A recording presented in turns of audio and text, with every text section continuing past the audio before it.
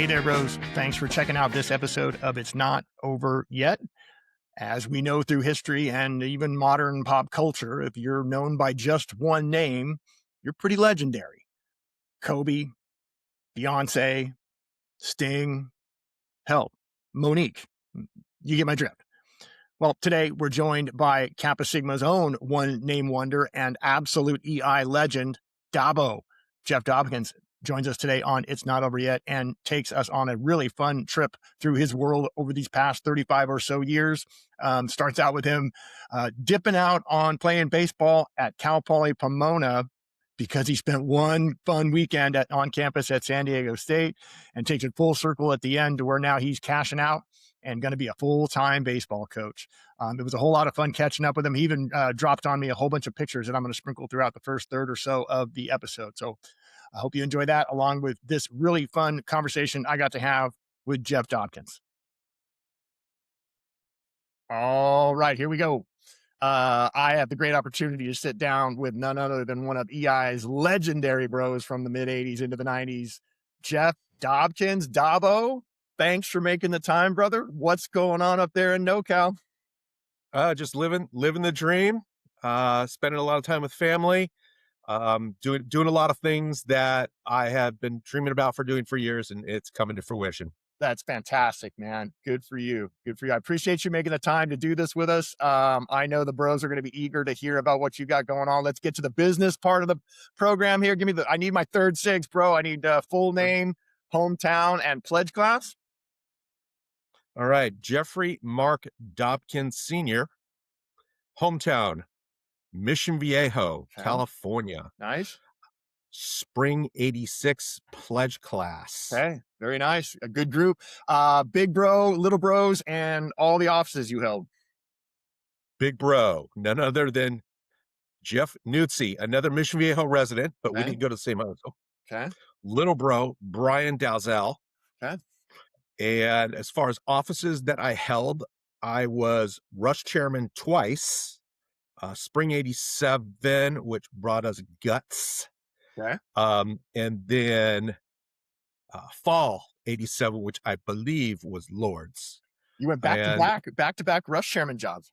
Back-to-back rush chairman job. From there, went and became vice president of IFC. Okay.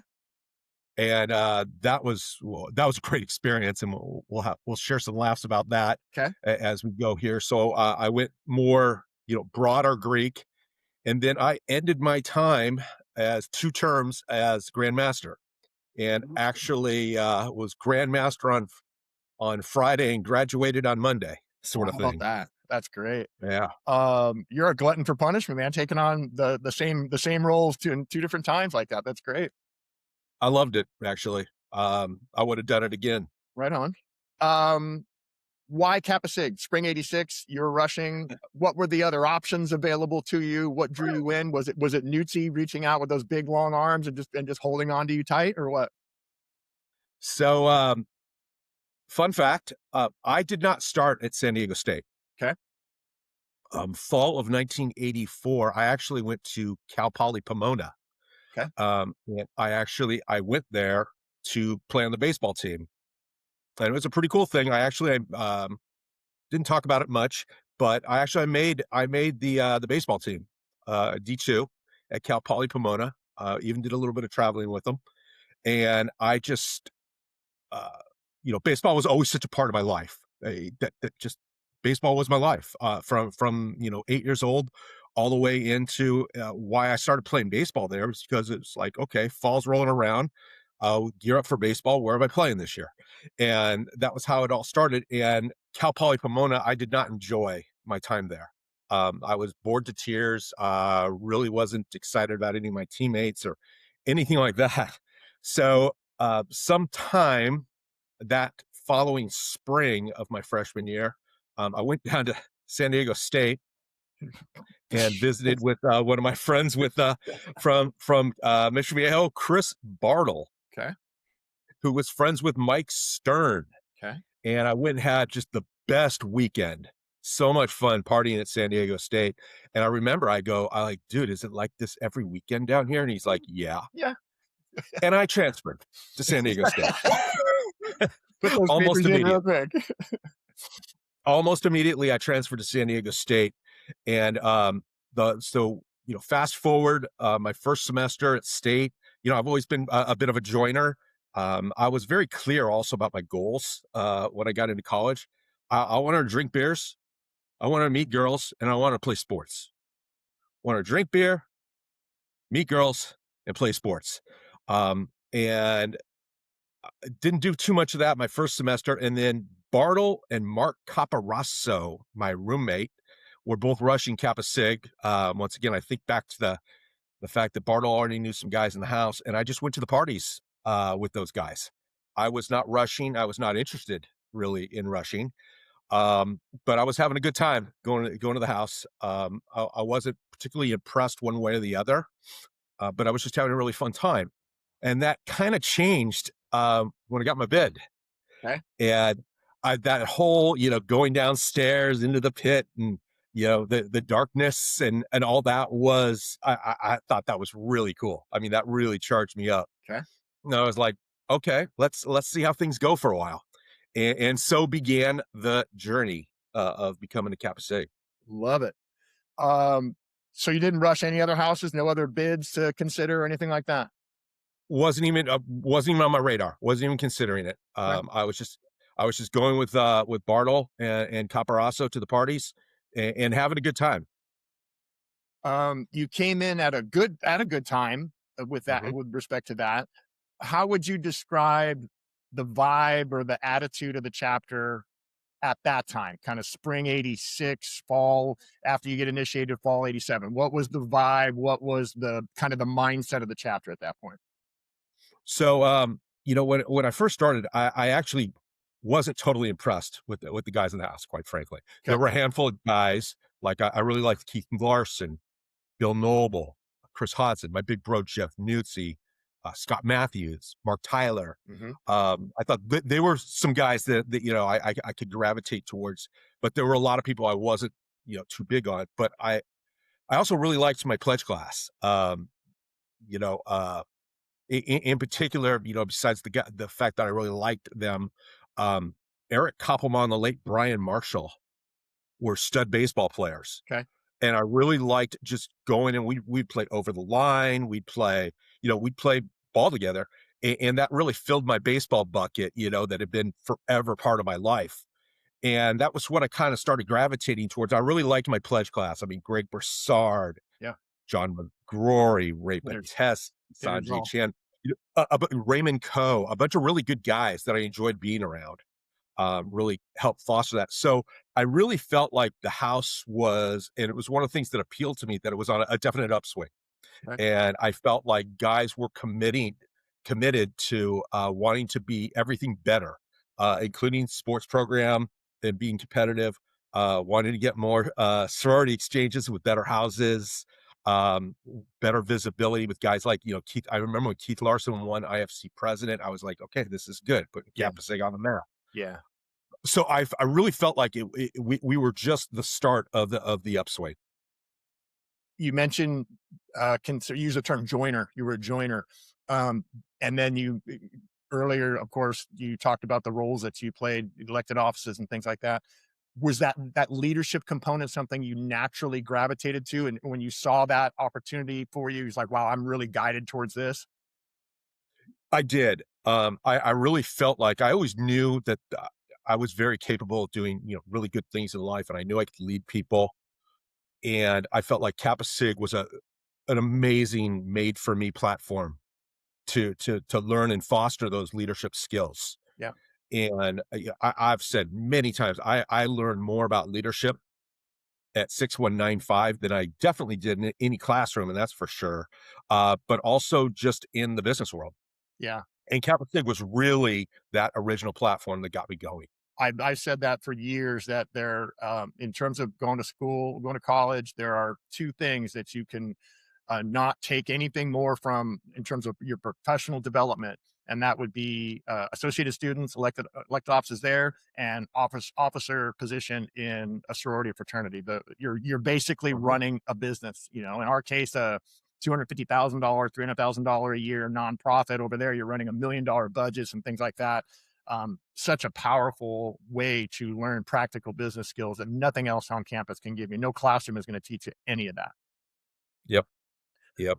Um, what were the what were the highs and lows of being rush chairman? 2 consecutive semesters like that. What would you say? Yeah. What would you walk away with that learning, and what were the highs and lows you took away from that role? So, gosh, I viewed it as a very important role.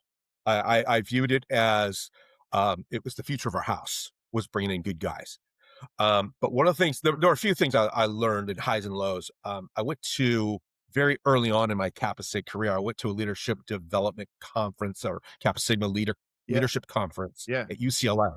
I remember one of the Kappa Sig leaders said, "Hey, Rush is not just 2 weeks; it's an ongoing, year-round process. yeah. You need to always be rushing." And um, kind of a funny story, as far as people that I rushed, but um, I had an accounting class, and there was this guy who spoke a little slow, asked me questions all the time. Hey, what are debits and credits, and how do those work? And I'd be like, Scott, this is what it is. And one day he walked in, he had a it, San Diego State intramurals volleyball champion T-shirt on, Okay, and I was like, dude's an athlete. Want him in the house. okay. Scott Higginbotham, welcome to Nice, Kappa Sig. nice. He brought with him Doug Klein and none other than Brad Drake. Okay, Two, alright. two, definitely two of my favorite pros. But as far, I always viewed Rush as an ongoing thing. The minute I found something that I knew about you, that I liked, that I thought would contribute to the house, I mean, I would start rushing at that point in time. As far as the frustrations, the highs and the lows, I I I I loved being the enthusiastic guy, giving the fraternity speeches and getting people motivated, Naming and that handing out flag, man. bids, Yeah, waving that. waving the flag. And I thought I was pretty good at it. But as far as the lows, there were times that we had events that were less than what people wanted on a Tuesday night, and you show up when it's get going. There's 11 guys there. Yeah. So that was attendance and getting people to show up and to help out and all House that looks sort like of thing. shit and nothing's in place, and yeah, yeah. Exactly, exactly. So that was kind of the lows, but you know, I I look back at being rush chair as a blast. I just thought it was so important. I loved it. Well, and you were so good at it, they elected you the second time around the very next semester. Um, Yeah. who are the guys in those 2 pledge classes you mentioned that stand out the most, that you kinda knew got it right away once you rushed them in and they took their bids? Um, yeah, I always had a little bit of trepidation, actually. I think of, hey, are they really in? I actually remember. I remember rushing Kevin Faulkner Okay, really hard okay, because I knew he was involved in stuff. Before I was rushing, I remember rushing Tim Ritchie okay, pretty hard, okay. um, and hoping that those guys would stick. Faulkner was involved in AS. Ritchie was president of the dorms. Yep, Um, so I remember that. Um, but as far as guys, I remember Jeff Donnelly. I remember he was all in. okay. Like seven, like probably a day and a half in, he was like, "Dude, I'm suicide rushing this house, man. Love I'm it, all in." So love it. he was all in. Um, but I just remembered that, just wanting to make sure that I always looked personally, were you a good athlete? Where was there evidence of that? Because I always felt and was a big believer that if you were good at sports, you knew how to win. Yeah, Generally, people would like you. You were competitive. Usually, people that are competitive tend to do well in life. yeah, yeah. Um, so those were just things that I looked for, and just were they good guys? It's kind of funny. Some other things I remember about the house were who were good rushers, and bring you really good guys, and who would bring you dweebs. Right. The connectors, right? The guys that have Right, good yeah, personality and tend to gravitate around, yeah. yeah. The late Chad Voskular was Hall of Fame. possibly our best rusher that I Yeah, knew. He would bring great guys around. Camano was Adrian Camano was a surprisingly good rusher. yep. made people feel welcome. Um, but that was fun also. But there were a lot of guys, that I just really liked right away, and couldn't wait to get them Yeah. started. Um, I remember Carl Pittman because Pittman and I went to the same high school, but we're not friends. We barely knew each other, Okay. Interesting. and Was and he he, and behind he was you a pretty. year or so, or was he in the same grade, same year? No, Pittman is he graduated in 1983, and I was 1984. Okay. Okay. Interesting. But I remember he was into it from day one. Okay. Another great flag waving bro that is as He memorable was. as anybody there for sure.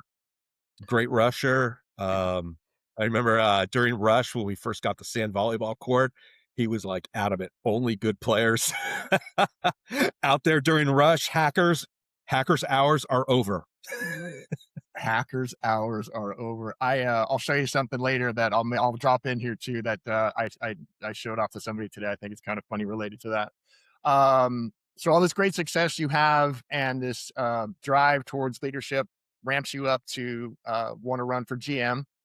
Um, that's I think where I remember coming into your sphere as I made my transition back to San Diego State, which is something that I waited too long to do, quite honestly. Um, and then I can remember being immediately taken and impressed by just the gravitational pull you had to be that sort of leader. Um, and you did it really, really well in a time when we were on the rise. The question I'm getting to is that you took that role as GM in a very transitional time from a liability standpoint. There were so many changes being Yep, forced on us at one time, both from the school, from national, from society. Chief among them would be the alcohol liability. We had to switch from this notion of, you know, 15 kegs being dropped off by Beer King on a yep, Friday to now we got to worry about cans and wristbands and all this other stuff and little yeah, sisters. Little the once yep, the staple of our intermingling and among the co-eds yeah. got ripped away from us and we pivoted on that. How big of a leadership challenge did that present to the young Jeff Dobkins as GM at that point? Those two monumental cornerstones of our existence Yeah. get completely turned on their head. How did you handle that? And how did you and the EC you were with handle that? Well, what was funny because I remember, prior when right before I took office, that was really starting to come about. And of course, I would go to the Kappa Sig leadership conferences, and they would scare you and give you stories of the person who jumped off the roof and broke their neck, and now you're personally liable for the rest of your life. I remember like there was when I found out there was actually a insurance policy on me through Kappa Sig. Um, Basically bonding me, I was like, "Okay, there is some seriousness Yeah. to all of this." And like anything else, it taught me a lot. It taught me how to balance stuff, right? But I always got back when I was GM, getting back to my goals to why I was in the house, I wanted to meet girls, drink beer, play sports. And everything I did as GM was to kind of be a conduit or foster that to happen. Okay, and that those were always my guiding principles, and that I took into the business world too, right? But I think you'd be hard pressed to find any bro in our house that didn't really like all three of those things I just mentioned, or Yeah. at least two out of three, Yeah. or Yeah. why they were there. So anything I could do for leaders as a leader to foster that, I was all about it. Um, and so to that end, I always made sure whatever activities we did were towards those three goals. And this is just one of my favorite, funniest things I've ever heard in life. Um, when I was vice president of IFC, I had to sit in and be like the judicial guy for whenever Sigma Chi got in trouble because the IFC judicial guy was a Sigma Chi. So I had to step in whenever Sigma Chi got in trouble. And so I'm in the office, and the president of Sigma Chi is in there, and it's Doug Case, and Doug Case is like, "Mr. Bullock, here are the allegations against Sigma Chi last Saturday night." at 2:39 a.m. Persons can be heard screaming, "Teak sucks, Teak sucks. Stan Stratton, I'm coming after you." And you can hear Stan Stratton yell back, "Darren Jones, I hear it's you. It's late at night. Leave us alone or you guys suck."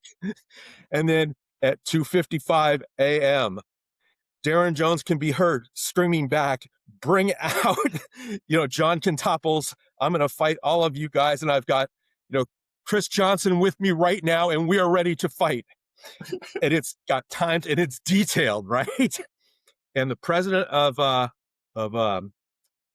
Sigma Chi is named Tom Bullock. He sits there, he reads the report from Doug, stares at it, hands it back to him and goes, "Doug, that's the vaguest report I've ever seen." And I'm sitting there laughing because this report was so specific with times, Yeah. That's the vaguest report I've ever seen. And I learned that with all this liability stuff, that, you know what, it was okay to push back and say, you know what, we're going to still have a good time around here. We're just going to, you use a temper our actions with a little wisdom around here. Yeah. But it taught me a really good lesson that, hey, even though people are scaring us all the time, we can, and like you said, Dry Rush was in play, Little Sisters becoming Gothels, all that sort of thing. There was still plenty of room for us to have a great time. And I didn't back down. And I also learned that, the powers of, the university and IFC, they weren't all encompassing. They really weren't. It was okay to say that's the vaguest report I've ever seen, and go back to business. It forced a lot of creative problem solving, right? Like, yeah, we're still going to have chicks and beer and sports. We've just got to figure out how to do it now within the construct of this new paradigm that you're forcing on us. Yep. And I remember I would sometimes rely. Johnny Miyazaki was my he was a guard for the house, and I would say, Miyazaki, can you get these guys to pipe down at 2 a.m. or whatever? Mm-hmm. So yes, there are guardrails to what you do, but it didn't mean we had to stop having a great time. Yeah. I want to get to something that is important and a term that we all will remember and had to live under for a bit of time. The worldwide phenomenon, which is still being taught in universities around the world today, known as Dobbonomics.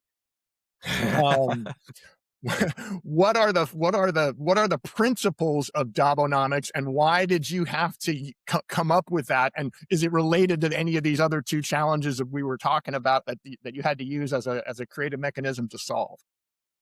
No, I always was a big believer that brotherhood is promoted through, common activity, people being together, doing stuff. So I knew I just wanted everybody being there. I didn't want to hear, "Brad Drake, you're in bad standing again. You can't come to the party." And I hated all that. I wanted everybody around as best as possible. And if you'll remember, back in the day, everything you kind of paid everything was a la carte that you paid for. If you want to go to the dance, $40. Right. If you want a t-shirt, if you want a Rush t-shirt, $12. Everything was just pay as you go, and it was nickel dime, and it was just a math problem of Dobbonomics, of figuring out how everybody could participate. I remember you could pay once, one check in August, and you'd be done for the year with Capsic. And you get everything. You get all the t-shirts, all the chicks and beer and everything. Yeah. Exactly. Or you could pay by semester. Basically it was just it was almost like a membership model that we see now with everything, where you just kind of paid for it, and we'd figure you could either pay for it. It was just a math problem. That's all it was. But I wanted to make sure everybody could get full participation. And we just figured out the arithmetic on how to do it, and it worked really well. And of course it also stabilized us financially for the year that I was GM. Who was the GT that helped you pull all that together? John Johnston. JBJ. Yeah. JBJ, exactly. So just JVJ and I used to call himself the embezzler as the treasurer. Um, but yeah, we just figured it out. It really, quite frankly, it wasn't rocket science, but it was a different way of doing things, which made people a little bit uncomfortable. Yeah. Well, Um, you changed the model, right? Yeah, we had got yeah, for he's the years, prior, we had been operating under a pay-as-you-go, I want a t-shirt, I don't, like you said. Now it's like, "No, no, no, this is silly, we're gonna do it this way, it makes sense, and it keeps everybody involved." Yeah, I mean, I was exactly, involvement was the key word. Yeah. I know I remember that having to discipline or kick people out of parties and stuff like that was one of the Yep, shittiest parts of that job. yep. Would you agree with that? And how hard that was to have to enforce rules or votes or whatever on people when really I just want you here. I don't want to I have just to. want you here. Exactly. I just found it to be very counterproductive. I wanted as many people in the house as possible. We had it, especially as time went. We kept bringing in great new guys into our house. Right. I wanted them around. Yeah. I wanted them participating. They're here for a reason.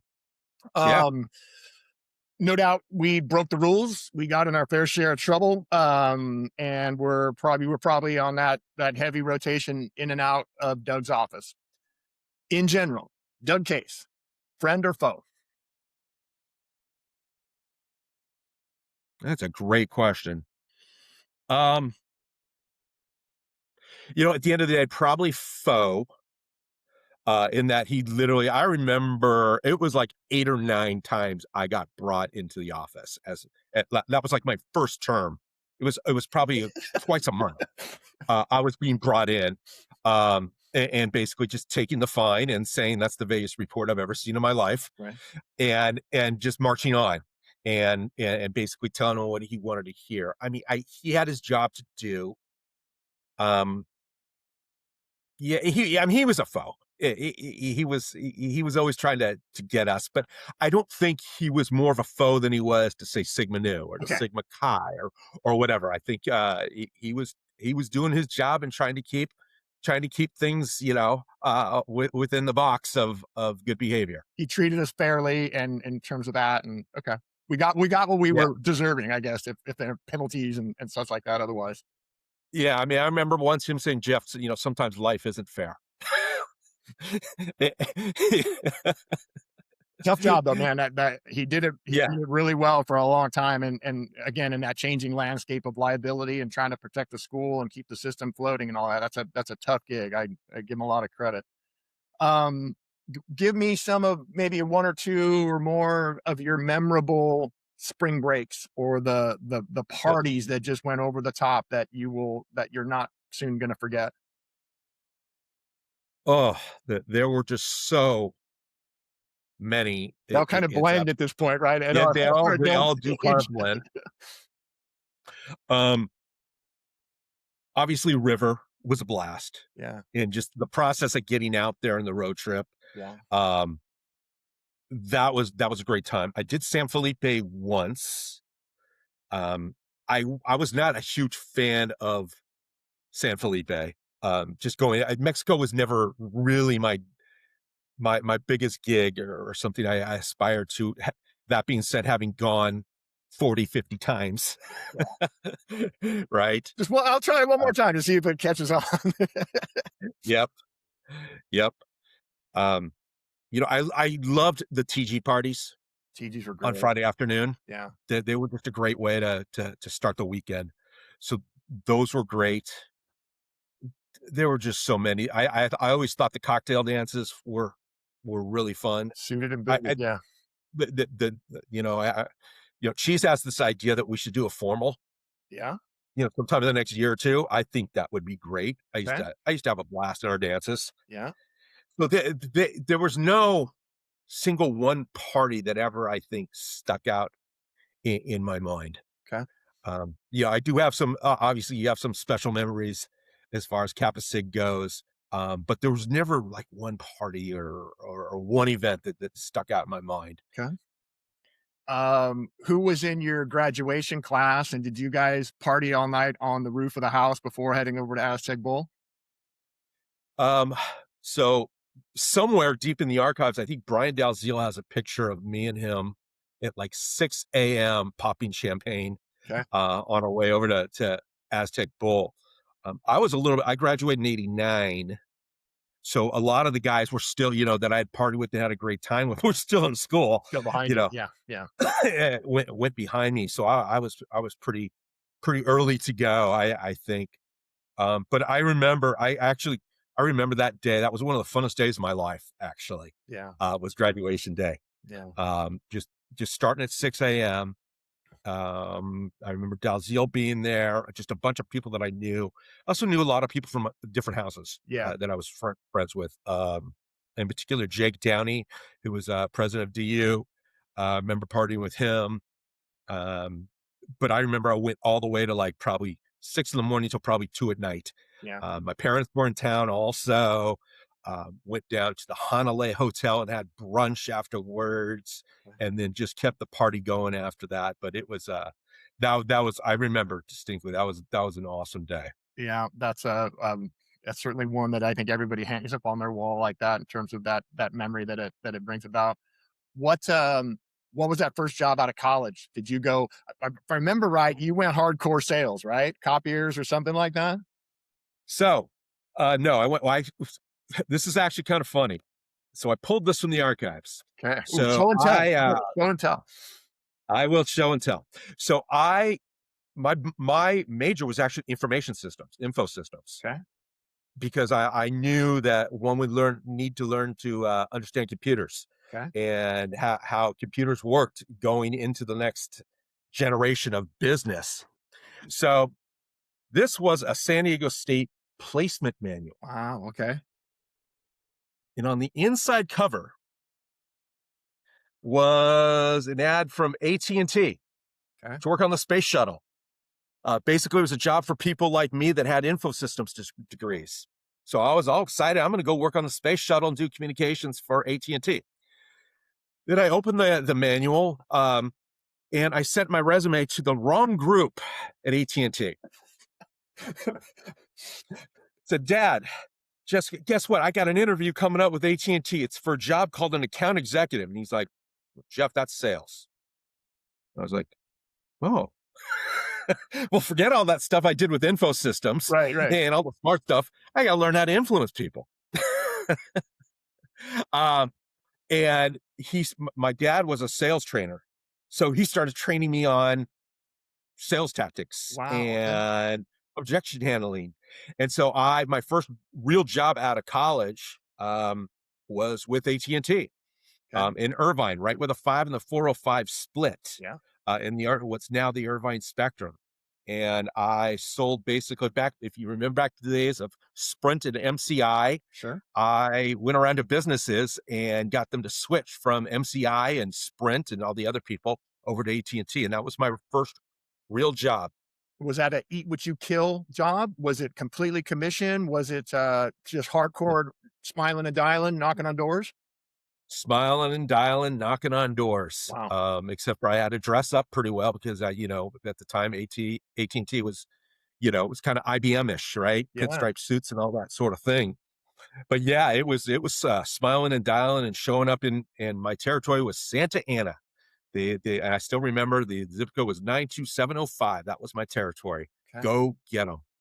And just showing up. Was it a And tough it was sell? cool. Was it a hard sales process, or did AT&T present all kinds of great features that made it easy for these guys to jump over? Little both. Little both. But people switched away from AT&T for a reason, right? They wanted to save money, or they felt they were getting better service, or people were showing up. AT&T was just learning after divestiture, and they were in the business of sales, and they didn't know how to go after business. So I was a young whippersnapper that came in full of energy and ready to go, and that was my job. Was to go show up and just pound on doors, and it was my salary was about $18,000 a year. The rest I had to go earn, so it was Okay. about $1,500 a month. Wow. But I had to go out there. So, and that's been kind of a template for my entire career. Was I always bet on myself as a sales guy, and would take low salaries. I always did, and then make my money in commission. Playing on the up. you've made a couple of transitions in your career, different industries, different Yeah. job scope and responsibility. Kind of walk through that in broad strokes in terms of the different career elements that you've tackled in these years. Yeah. Yeah. Um, so at AT&T, I was hardcore bent on becoming a team leader and manager. Okay. And uh, one day in 1993, somebody comes up to me at AT&T in Irvine and goes, "Hey, there's a job in San Francisco as a manager. Are you interested in it?" And I just kind of rolled my eyes. I'm like, "Sure, I'll go to San Francisco. Sounds fun." So I ended up, interviewing and getting the job, and got myself into team leadership in San Francisco and managing a team. And it's really funny because there I was in my mid 20s. My nearest peer was in like their 40s. Wow. I was by far the youngest guy out there, and I was leading all the teams. I was doing really, really well. And our branch manager, who was basically the managers, the boss of all the managers, was having a problem running meetings. And I was like, "Well, I know Robert's Rule of Order. I know how to run meetings." And then next thing I know, it's Jeff, you're in charge. So I started running meetings for all the managers, then doing her job while she was in there. But I knew how, and I learned that at Kappa Sin, hands down. If you can Except for keep there you weren't. can keep Camano and Pritikin in line in a chapter meeting, you can you can run a bunch of sales geeks, right? Uh, Absolutely, absolutely, but it was really funny because that was just a direct tie, you know, to Kappa Sig, and I without a doubt knew those skills hands down, knew how to take a vote, knew how to, Sure. do a motion, knew how to keep order, Yeah. and they really admired that actually Yeah. at AT&T. Um, so I after AT&T, I didn't wanna spend my life at AT&T. I did not wanna be a lifer there. So I ended up quitting, and quite frankly, I don't have a lot of things I look back on. It's just not how I my mind works. I quit too early. I was on a really good trajectory at a young age, doing really well, but I quit too early, and I did the startup thing in Silicon Valley for a while, and that bore some fruit, but it was tough. It was really tough working for a small startup. Um, but then the interesting thing is that after I got done doing the startup thing, a buddy of mine who used to work for me at AT&T said, I left AT&T and I got into selling medical devices to hospitals. I think you'd be really good at it. And that was in 2006, and I reinvented myself into a medical device salesperson. I did it nearly for 20 years and really made a career of it.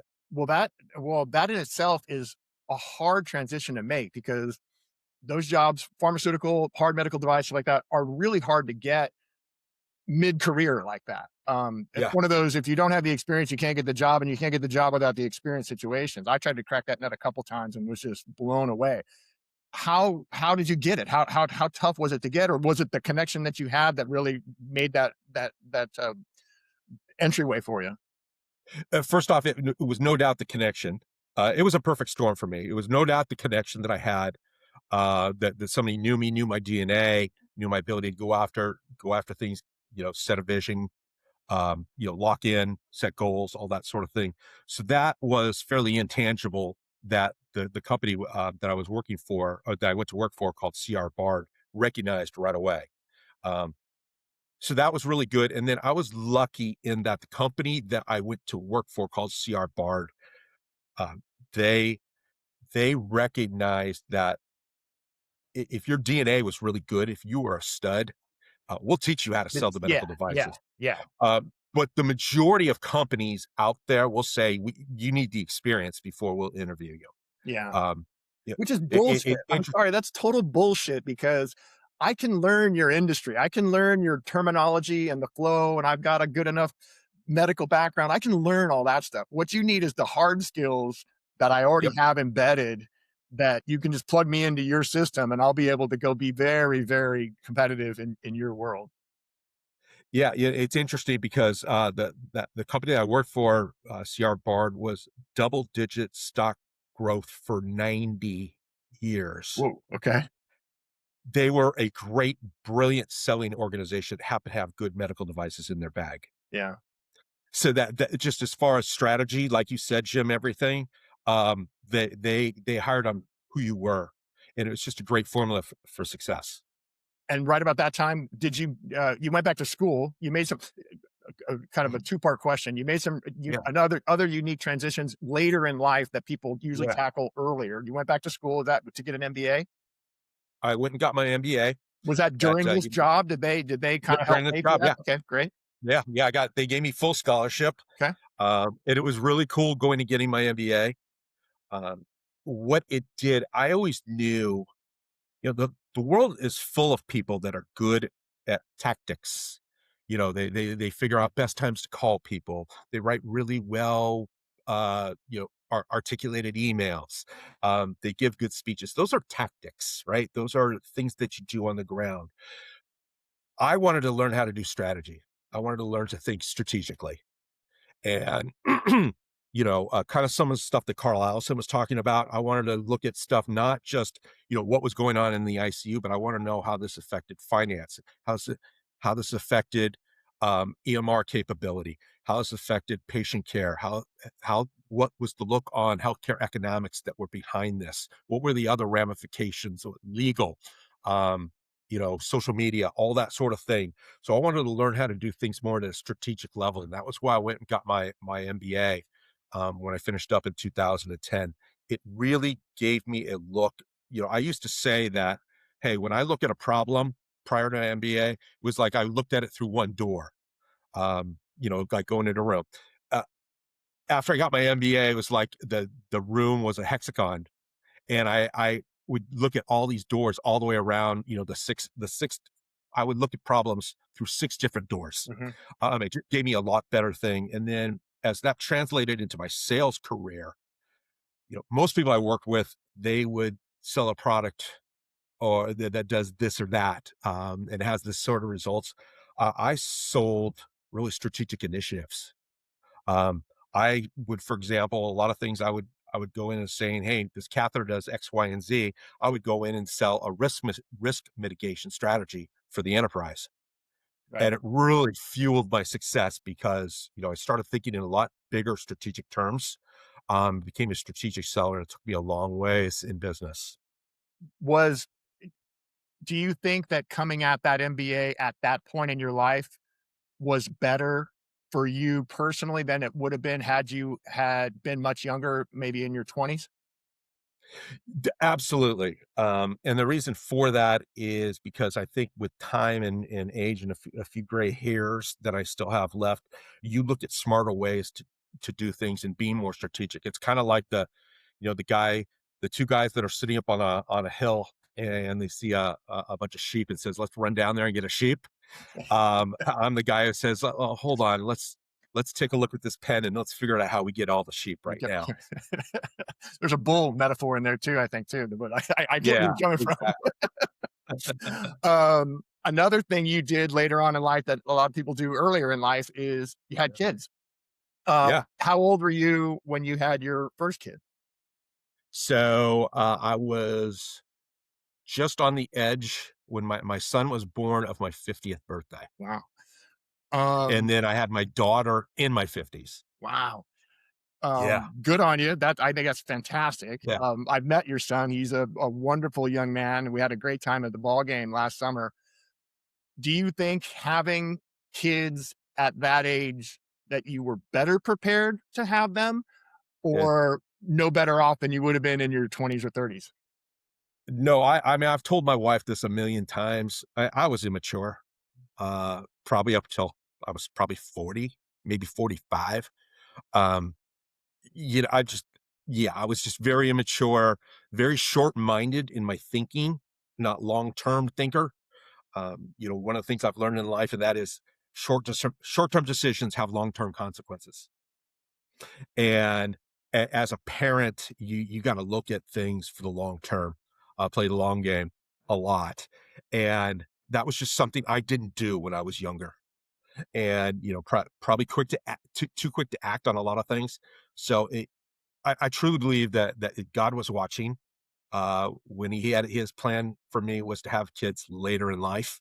When I thought about things better and acted on things a lot better, but it is just you know what unbelievably great time that uh, being a father. But I'm sure glad I waited till later in life to do it. It was just the right thing. That's fantastic. And you shared with me before we started recording a recent development in your life that will maybe allow you to have a little more time, a lot more time with said kids. You punched a clock here, buddy. What are you doing?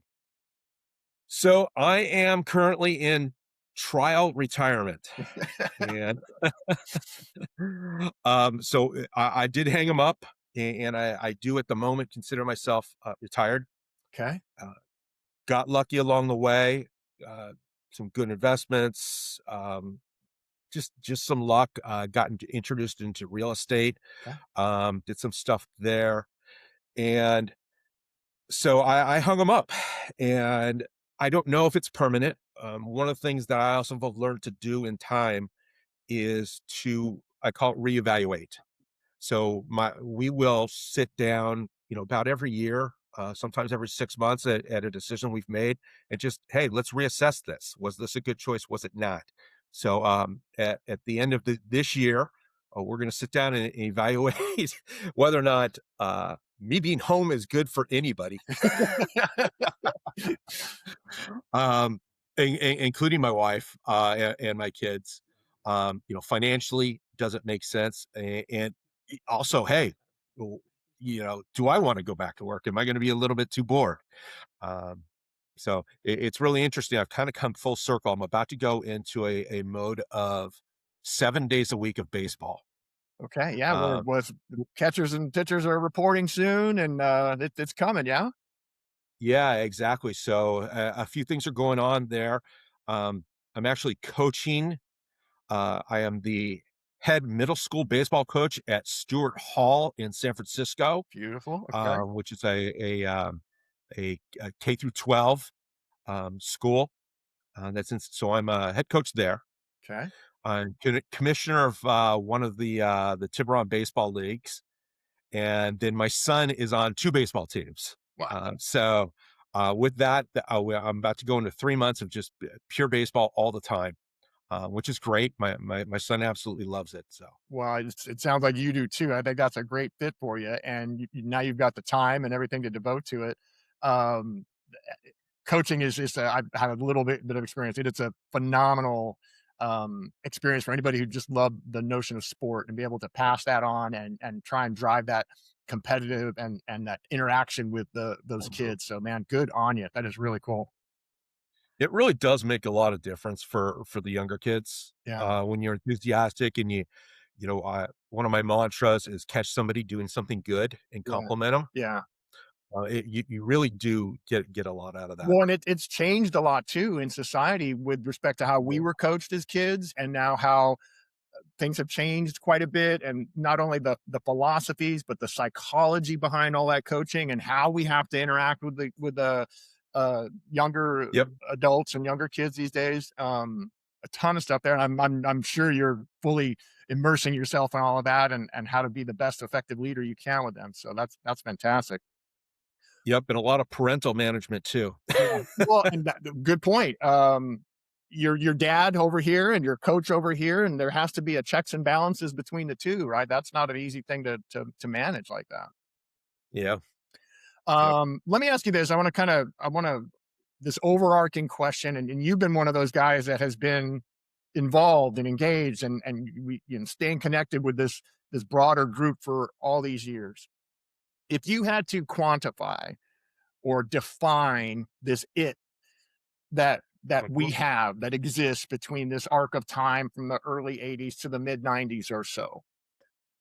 How would you define it? How would you give context to it and try to explain it to somebody or maybe the other groups outside of that don't have it or didn't get it? What is that Yeah. it factor? So I have thought about this many times, and we've talked about this, right? and I've landed on a couple things. Number one, if I look back to, our time at Kappa Sig and all the great times that we had were together, right? There was so much shared great experience of winning and having a great time and laughing. Is one, I remember sidebar, Tim Ritchie winning AS Right. VP of Finance. Big party. And we went down. It was just Tim Ritchie and I only at about 10 o'clock at night at Aztec Bowl, or not Aztec Center, Uh-huh. and he was running against this guy from Sigma Chi named Mike Kaniger. And there were about probably 40 Sigma Chi's there drinking and singing songs. It was a foregone conclusion they were winning. And it was just me and Tim Ritchie, and they turned around the chalkboard. And then Richie won. It was just me and Richie. I lifted up Richie and, doing the big hug. But those sort of experiences, that there were so many for us, I think is one thing that is great. And that's just one example of many of victory and great things. Number two, I think the ritual was a big thing. I think our guys respected the ritual, and it really bound us. That all of that, and I know you and Carl talked about it. I don't repeat any of the ritual. Yeah. Even my wife, who was part of the Greek system, I don't talk about, or I don't share anything. Yeah. Even though we could probably chat GPT it, unfortunately, Unfortunately. Yeah. what it all means. So that was number two. But here's one that I have thought about this many times. Generally speaking, we were a bunch of really good, nice guys. Okay. And what I mean by that is, and it relates to, we didn't haze. Okay. Yeah. We were not hazers. And if you think about hazing, doing harm or being a dick to people, those have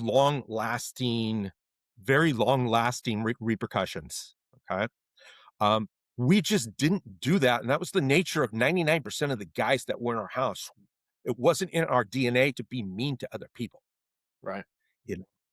So we didn't haze. I mean, honestly, in my, 4 years involved in the house, I probably twice said, okay, this is hazy, you know, um, probably two incidents that I could think of. And I laugh about this because I remember like I would be like stopping by and, Pittman and Eddie Chapin and Bill Webster and whoever else would be in their room talking about things. Hey, check this out. We're going to do this to the pledges at the next pledge event. First, we're going to watch Officer and a Gentleman and figure out how to get a DOR out of somebody to quit. Then we're going to watch Full Metal Jacket, get warmed up to all our haze. And they're just talking about how they're going to haze people. And they can't stop laughing Yeah. at themselves, Yeah. tongue in cheek, because it wasn't in the capability of, once again, nearly all of us to be a dick to anybody. Right. It's like we couldn't even haze people without laughing at ourselves, Yeah. because we weren't assholes, right? And so you get 150 guys around that aren't assholes, who are actually really good dudes, who really care about other people, who want other people to do well, who would join in into the fray to want to be a team and do something great and enjoy victory. I think those are the three things in my mind that make things stick out for us. The assholes Shared kinda found experience. the assholes kinda found a way to weed themselves out, huh? They Yeah. they kinda just didn't fit in anymore, and they just stopped showing up, and that was fine for everybody. It was better. It was so few. I mean, Yeah. we did keep Jack Colson. Yeah, we had to have Jack around. He had the looks, he had the athletics, and, So it was so funny. Probably like 20 years ago, I saw a movie and I go, this guy in the movie, he's this is Jack Colson. So call Colson up. I go, Colson, I just saw a movie and this guy, he's you. And Colson goes, he must have been a dick. And you know who it was? Stifler. Yeah. I can see a little bit of Stifler in there. That's great. Yeah, but at his heart, Stifler was a great guy actually too, and Yep. loved his friends, Yeah. As just is like Jack. Calvin. Yeah. As is JCC. Bro, you've been great. Are you ready for your stare into the flame moment here? Yeah, bring it on. Okay. Which house made it easy for you to love to hate them? The Sigma News next door. Oh, what? I just didn't like him. Yeah. I didn't like him. I remember playing a softball game against them once. I got a base hit to right field. I took a big long turn right in front of the Sigma Nu bench. I go, "Fuck every one of you." Right at first. Totally I worth hated it. those guys. Totally worth it. Who were the or some of your biggest nemesis in chapter meetings that you couldn't find enough or constantly had to tell them to be quiet or sit down or just stop? So Jeff Muscat used to go, "Coo, coo. I'm starting to coo." He just liked saying that to me, like, "Dude, we're gonna do a coup." Okay. Um, let's see. Andy Pritikin could be a little contrarian Yeah. to some things that came out of my mouth sometimes. Camano just being Camano. Flailing. Exactly. Yep. Um, this is a quick Kappa 6 story. He really wasn't a thorn to my side, but I remember Will getting kicked out of a chapter meeting once for just being Will, Yep. Yep. just pissed off about such and such an issue. And he gets kicked out. And about 10 or 20 minutes later, he comes walking back in. He goes, "I didn't get a warning." Just sits down, wants to rejoin the meeting because he didn't get a warning. He's like But that major league manager who goes to try to get himself kicked out, right? Then he's hiding in the back of the dugout, smoking heaters. yep, Whatever, yep, yep, yep. But I always remember it because I thought it was hilarious. Uh, I didn't get a warning. I didn't know. Let's see who else. Where was I? Chat. I loved chaperone as president. I loved doing meetings, and we kept things pretty under control for the most part. That's an unruly crowd, man. You had 110 knuckleheads in there that just to kind of keep on the straight and narrow most times. Yeah, yeah. But once again, pretty much everything that I wanted to discuss at chapter room meetings were how to meet more girls, how to drink more beer, and how to get better in sports. People were usually on board. Come back to our core issues here. The core issue. Here you go. Number 4, word or phrase you picked up during your time at EI that you will never forget and still rings in your head today. Couple. I mean, there's the obvious EYB. EYB, yep. Crowd favorite so far. Exactly. But it's for life. Dig it. Okay. It's for life. Love it. That was one that always stuck with me. Yeah. And here we are this many years after. So I think it's really probably the most truest statement that has ever come out of that chapter. Yeah. You and I share, and we've never shared the time together, but we share a love for riding the motorcycles and the Harley. Give me the favorite thing you've seen or experienced while out on your Harley. So, well, fun fact, John Johnston and I have ridden all over the United States together. Okay. On Harleys. Nice. We have met in a lot of different places for Harley rides, and we would usually catch a ball game also. Okay. So we've done all over Arizona. We did Kentucky, Bourbon Trail, Louisville, Cincinnati. We did Washington, Washington, D.C. area, Virginia. But as far as best ride I ever took, single best ride was from Yellowstone Park over what's called the Beartooth Highway, which basically takes you up and over the Rockies and down into Montana. Okay. It was stunning. Yeah. At one point, I was out there riding. It was single lane road for probably 40 miles. I started screaming. It was so incredible. Yeah. Just the scenery being up there, at 9,000 feet. So riding from Wyoming to Montana was probably my single favorite ride I've ever taken on the Beartooth Highway. Although there's been a lot of great ones. Going through Shenandoah National Park, starting at the north end and then and at the south end, looking at West Virginia to the right, and Virginia to your left, and ending up in Charlottesville. Oh, cool. And going to the Kappa Sig headquarters. That was a great ride also. Neat. Um, I would love to, if one of these days allows, whether we're out in Vegas for the draft or something like that, maybe you and I can bring a helmet and go rent some bikes and go tour around a bit. 'Cause I think Love it. it's a fun way to spend some time and see beautiful parts of the country that way, man. That'd be really, really cool. Yeah, I would love to. That would be there's a bunch of great rides in the Vegas area. I've ridden Oh, heck yeah. all over, Red Rock back towards Canyon Red and Rock. not to Yep. Lake Mead and the dam and all that stuff would be really fun. Pat Dillon Bridge is You awesome. have a piece of show and tell, another piece of show and tell for me. You showed off before we started recording. Let me see that plastic case and tell me what's in there. Okay. So first off, it goes back to Scott Higginbotham again. Okay. He used to call my computer in my room. He used to call it the bylaw machine. He'd walk in, hey Crank guys, it up what's and going see on? Exactly. He goes, what's going on? You got, you're sitting there, Dobbo, getting loosened up for, your next endeavor. Cheese is over there typing on the bylaw machine. So Nice. this right here, floppy disk holder That is so from awesome. San Diego State. And here's the funny thing is these are a couple floppy disks. And this one Cheese written says right on cheese. it. This is information. So I'm pretty sure if anybody knows how to read a floppy disk, there's some bylaws on there. Hastily constructed bylaws used to keep them all Exactly. But you've Oh, never lived until somebody's knocking on your door going, hey, come on, I got to come in. I got to type a bylaw. that's just a bylaw machine. That is great. My man, you are fantastic. You are, for me, one of the bros that made a really, really important difference on my upbringing through the house, and a model with which I kind of tried to emulate in terms of the roles that I took on and things like that.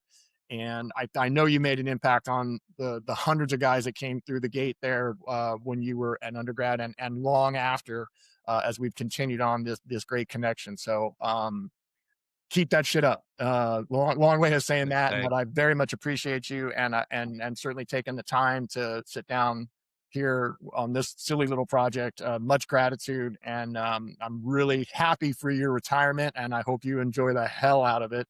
And that's we can get together in person soon for a ball game or a bike ride or whatever else, and keep it up. But bro, thank you so very much. I really appreciate it. Yeah. Hey, thanks for having me. But more importantly, Jim, thanks for doing this. I mean, this really keeps the history of the house going, right? I mean, we have so many great things we've learned and experienced together. And this is a kind of a video history of it that we get to pass to other people. Yeah.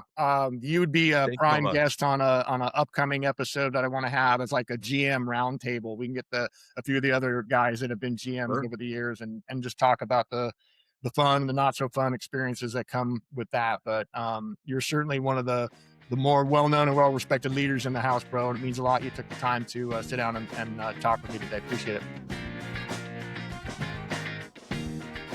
It's Not Over Yet is a production of EYB Enterprises. Sponsor of this episode is Retirement.